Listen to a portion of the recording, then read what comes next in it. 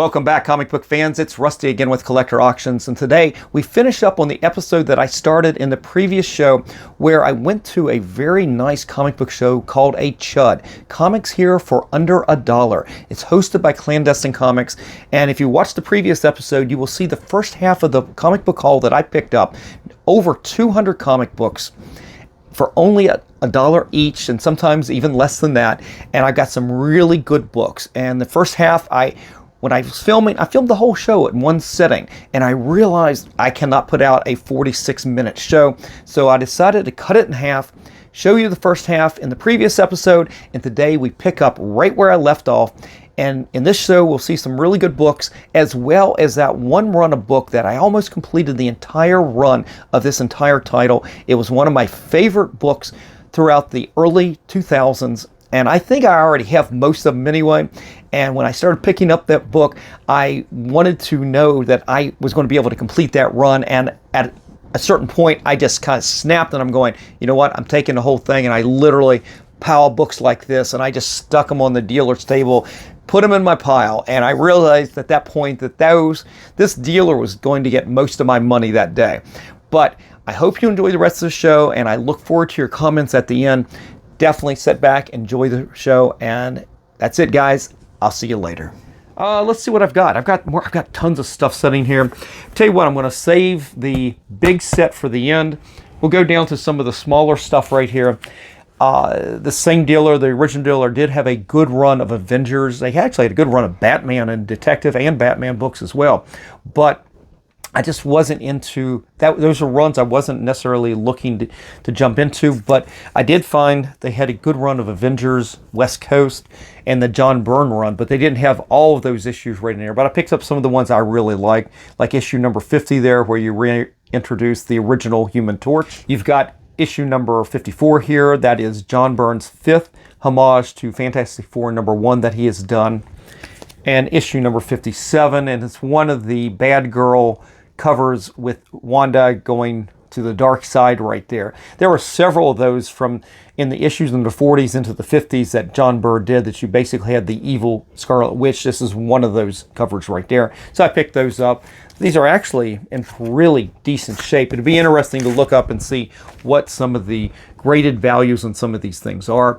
I mean, especially for $1, you don't have a huge investment. In fact, this book was $1 when it came out. All right, got another little stack here, and thank you guys for your patience. I hope you're enjoying this run.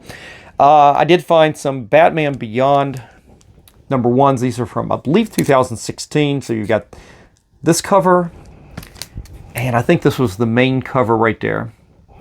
And then you had Batman Rebirth. Even though those other ones said Rebirth too, this was Batman Beyond #1 Rebirth. So that was its own. These were #1s, and I just picked them up because you never know. Well, #1s are always going to be more valuable than most of the other books, and especially in a scrum like this, I'm trying to pick up books that I think actually have some value as well. Got Deathstroke Rebirth #1. And the original dealer, like I said, they had a lot of other Fantastic Four, but I picked up 2 copies of issue number 375. You've got Tom DeFalco and Paul Ryan in that run, and of course you've got that famous Sue Storm with the very revealing outfit that is kind of infamous. But I picked up 2 copies of that, and I picked up a copy of 387. Look, I picked up the sparkly books in that run. What's funny is I've gotten both of these books I have gotten signed by Tom DeFalco and Paul Ryan. It's part of my PC. So one of the other dealers, I ended up finding this right here. This is House of M sketchbook, and issue, I don't know if it's issue #1, but it's just a sketchbook. And I was like, oh, that's kind of cool. And then I look a little closer and I'm going, ooh, what's that right there? And I'm going, oh, I recognize that autograph. That's Joe Quesada. And there's actually a COA in it. Not that that makes any difference. I recognize the autograph. I'm like, okay, well, there's a book. That's perfect for a resale show. This is a book that I've gotten signed by a lot of different creators. I kind of picked it up because I love this book, and with that thought, I might want to actually get it, redo the autographs in it, because Well, I was going to say I would love to get it graded, but I've got interior autographs on here. But this is a great book for a collector to start collecting autographs. There's so many great artists in here. And speaking of Joe Quesada, like I did, and I didn't plan this either, this is his cover right there. It's a beautiful wraparound cover. If you open up the back side, you see some of the Batman villains over there. It's pretty cool. You've got Batman Dark Knight Gallery, and I think I've seemed to remember this, and I think this is another one of those just like the other book. Oh, sorry about that, guys. Where you've got a lot of different artists in there. I'll have to open this one up and see if this is a signing opportunity. I'm not sure if it's really worth anything, but got Justice League Spectacular #1. This is one of the two covers. I think you've got the Superman Batman on the other alternate cover. This is one I just kind of like, just go with it. That was a impulse. Didn't really think it would be worth anything, but you never know. Some of those annuals like that have some first appearances. Got Prime #1. This is not the original Prime. This is the next Prime #1. And you've got the, what is this? The Spider Prime right there. This is, I guess, when they came into Marvel a little bit.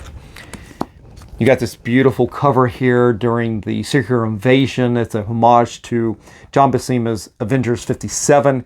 Of course, you got the Vision right there, but you've got, if you can look real close, you can see he's a Skrull. This right here came from a dealer from New Jersey who had come back for another show down here. And that was the same dealer that helped me finish up the run on Invaders. And they came down here for this dollar show. And they had Bullseye. This is Charlton Bullseye #3. And I just took a flyer on this introducing the Vanguards. Yeah, the Vanguards. And I've seen this before and I'm going, oh, I wonder if that's worth anything. But for that, I'll buy it for $1, okay? And to see, and it's honestly, it's not worth anything, but I also bought it because the condition looked fairly decent too. We've got X-Men, Uncanny X-Men issue #400 right here. I'd long since dropped the X-Men at this point, so I had never even seen this cover, but I looked this up and it's actually pretty decent as a 9.8 candidate. We got issue 300 of Iron Man. And at this point, I had a very limited budget, and I was trying to just find some books that I thought might be valuable if you did get graded. We've got Damage Control #1. This is, I think, the second series, but still pretty cool. Avengers Assemble #1. This is more recent. Mark Bagley doing some artwork right there. This right here is Thunderstrike #1. Of course, I love this. You've got Ron Friends doing artwork. You've got Tom DeFalco writing. This is a book, I think I've gotten both of them to sign in the past. I love this book. Not super valuable, but it is a #1 and can be pretty decent as a 9.8. Same with this, Detective Comics #600. And had a little note on here. First Stan Lee on DC Comics. Now, I've had this book for years, and I never realized that. So I'm going to have to crack this open and see if that's actually true. We got Superman #17 from the John Byrne era. And in my mind, I thought this was the first appearance of Silver Banshee, but I believe it's the second. But it actually does pretty decent as a 9.8. As does issue #22, the infamous scene where Superman ends up killing the, I guess, General Zod, exposing them to green kryptonite. So pretty infamous right there, but beautiful books from the John Byrne run. And speaking of Superman, this was from the same dealer from New Jersey. I think this was a pretty good find because it's in really nice shape. Probably better than some of the ones I actually have signed, but we got Superman 75, Death of Superman right there. That's pretty nice. And I was looking on this, and you got a black cover, and first inspection looks really nice. I don't see any color-breaking spine ticks. But I also picked up this right here, Superman, the Wedding album right here. And got John Byrne doing some artwork, I believe. Yeah, I believe so. And I didn't think much about it other than I know this is pretty decent. But look right down here. It is a DC Universe variant. And I think that actually probably will do pretty good. So it comes from a 3-pack, and I think this ends up making it definitely a little bit more desirable, to be honest. So that one might be one that might be held back for grading at some point. All right, guys, just a few more. And I hope you're enjoying this because we still have a big batch to go. All right, and then some of the things I was definitely picking up. Wasn't necessarily for resale, but definitely for signings coming up at some of the cons I'm going to be going to this year. We got Michael Cho doing Batwoman number 17. I'd never seen this, but that is really nice. And then Terry Dotson doing Justice League number 29. And back to Legends of the DC Universe, we've got issue number 10. And you've got Kevin Nolan doing artwork with Batgirl right there. They had more of that DC Universe, but again, at this point, I was really limited on funds, and I wasn't going to go out there and go back and find an ATM at this point. It is what it was. That's all I was going to get, and I wasn't going to go spend more money at that point. But I was trying to find better books, but when I saw some of these that I could get signed, that's definitely plays into what I like to do in the hobby.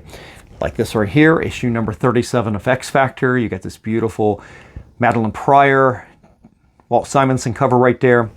I've gotten that signed before, but I don't mind getting another one signed. Jim Lee doing Batman number 50 by Tom King. Tom King was just at Third Eye Comics the other day, and it was unfortunate because it was during a day where I was at night. It was at night, and I couldn't go to it. So this is one that I had wanted to get into CGC at one point, but my copy ended up having it wasn't a big spine tick, but there was enough that it wasn't going to get a 9.8, so I pulled back on that. Picked up a raw copy, was not even bagged and boarded, of Sabretooth and the Exiles number 1 variant cover, but I picked it up because you've got, they don't say it on the cover, and I couldn't look it up on the app, but I was pretty sure this was the Maria Wolf cover, and it turns out it is. So I'm going to pull that for a signing. She's at one of the cons, I think either Heroes or Baltimore later this year. Picked up another copy of Conan the Barbarian from Free Comic Book Day. And this is from 2023. And I picked it up because Jim Zub writes this, and I do nothing but promote Jim Zub on this channel. I wish he would pay me. I talk about Conan all the time being one of the best ongoing comic books out there in the market today.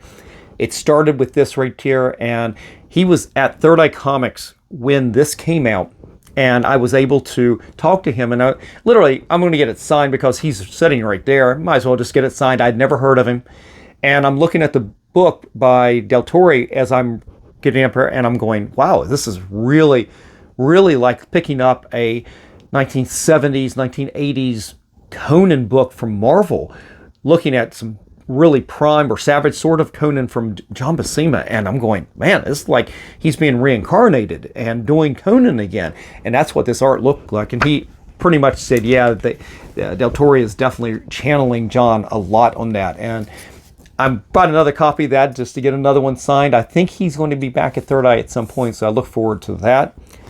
I did pick up another issue number 1 of the Ultimates. Love this series, the Brian Hitch, Mark Miller storyline. The first 2 series of this, I think it was the first one was 12 or 13. I think both of them were 12 or 13 issues each. Love that. Some of my favorite comics of all time. I picked up the run on Wolverine number 27 right there as part of the Agent of S.H.I.E.L.D. storyline. And I could have picked up the rest of the run, but again, I was running limited at that point. But I always love this Jim Steranko influence cover right there. So I decided to get this because this is from, who is it? It's Greg Land who did this. So I figured I'm going to get a copy of that, and I know he'll be at one of the cons I'm going to go see, and I'll get him to sign one of these. I love that. And then lastly, before we get to the big run, I picked up another copy of Marvel's number 0, and I had this signed by Alex Ross, and I got a 9.6 on it, and I was really disappointed with that. And I ended up selling it because I just didn't like having that 9.6. It distracted from it. But I always loved that cover right there. You've got Green Goblin and Spider-Man fighting in front of Office Building, although I don't think that's the Daily Bugle, but it's really cool, and it's got some beautiful concept art on the inside talking about how he did the artwork for the Marvel series. All right, guys, so we're down to it, and I'm literally going to put this stuff up on the desk right in front of me here so I can go through this super quick, although that's quick is going to be relative in this, but again, I'm working on runs, and then working on these small runs in terms of wanting to resell. But in this case, maybe I want to resell, maybe I just want to complete the run first and then we'll see what we do with it. But this whole line of comics, I love this. And I've talked about this in some of my other videos. At one point in the 2000s, first 20 years, really, from 2001 up until 2000, probably 15, give or take, there was only 2 books I really stayed consistent with for different periods of time with DC. And it wasn't Batman, it wasn't Superman. It was the Secret Six and it was the JSA. And JSA was being written by Jeff Johns. It was I think some of his best work and beautiful stuff. It was rechanneling Roy Thomas from the 70s. Definitely you could see the same love of these golden age characters that have come into the modern age, of course, the Justice Society and everything. And I just absolutely love them. And that's what I picked up. And I was going to start with just a small batch, and I'm going, I know I've got most of these or parts of these. Why don't we work on a run? And this turned out to be, this is a lot of books. So we're going to go through them super quick. And I hope you enjoy this, and I hope you have some of these books. So you let me know in the comments afterwards. Okay, so let's just get right into it. I'm going to set these up so I can kind of go through these. So we'll see what we can do. We got issue number 1, issue number 2, issue number 3, 4, 5, 6, 7, 8, 9, 10, 11, 12, 12, 13, 14, 15, 16, 17, 18, 19, 20, 21, 22, 23, 24, 25, 26, 27, 28, 29, 30. And let me turn the rest of these around so I want to take some of these off the table right in front of me here and move them down. As I said, I'll have to go back and check, and I will put up on the screen at some point what the entire run of this was, because I don't actually remember when it finished, but I know it went a little bit further than what I had here. But we've got 31, 32, 33, and 34, 35, 36, 37, and 38. We got 39 and 40. We got 41 and 42. 43 and 44. 44 and 45. 46 and 47.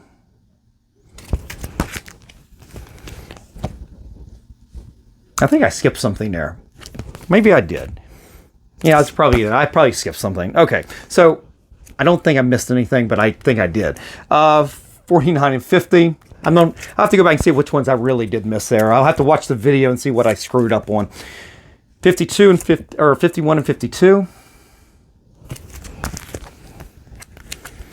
Yep, 53 and 54. 55 and 56.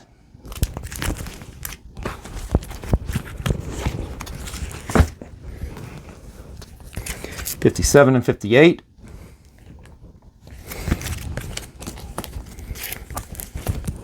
59 and 60. 61 and 62. Sorry for the glare there, guys. 63 and 64. 65 and 66.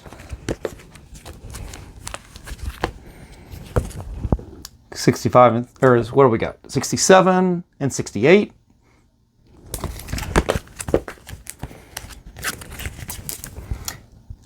69 and 70. 71 and 72. 73 and 74. Got some beautiful Alex Ross there. And these are covers that are definitely worth getting signed at some point by Alex Ross. And then lastly, the last book of the day, guys, is JSA Annual Number 1 from the year 2000, right there. I don't think I ever had this book, but I think I had a lot of these other ones. I remember getting into it when we had all those beautiful Alan Davis covers at the beginning of the run. Just some great artwork, and love that run, and I still hold it has a special place in my heart to this day. But guys, that is it. That is everything that I picked up from this dollar comic book show. There was a ton of stuff. Whether I have these for sale as a WhatNot show or as sets I put onto my eBay store, or some I put in my PC. I was going to say I might have some of these on my Shortbox page, but I doubt that because I still just sell graded books on there, but definitely on eBay. And we'll see. We'll see. But if you guys are ever interested in any of these things, even if they're raw like this, if you're interested in a set of books, if you're looking for something, definitely reach out to me directly at collectorauctions@yahoo.com, or you can message me on the channel, or you can DM me on my Instagram account. There's multiple ways to find me at this point. But either way, if you're interested in anything, just let me know. But otherwise, I will maybe set these up, and maybe we will have a WhatNot show at some point, and I definitely will promote it here on the channel when that happens. But until then, guys, I hope you enjoyed everything. If you did, definitely give me a like, slap that subscribe, click on the notification bell so you don't miss out on any of the future episodes that I put out each and every week, Monday, Wednesdays, and Fridays at 3 p.m. All right, guys, that's it. I'm out of here. I'm going to go put all the books up and get them reorganized and see if I actually missed something there. Until then, guys, remember, every comic has a story.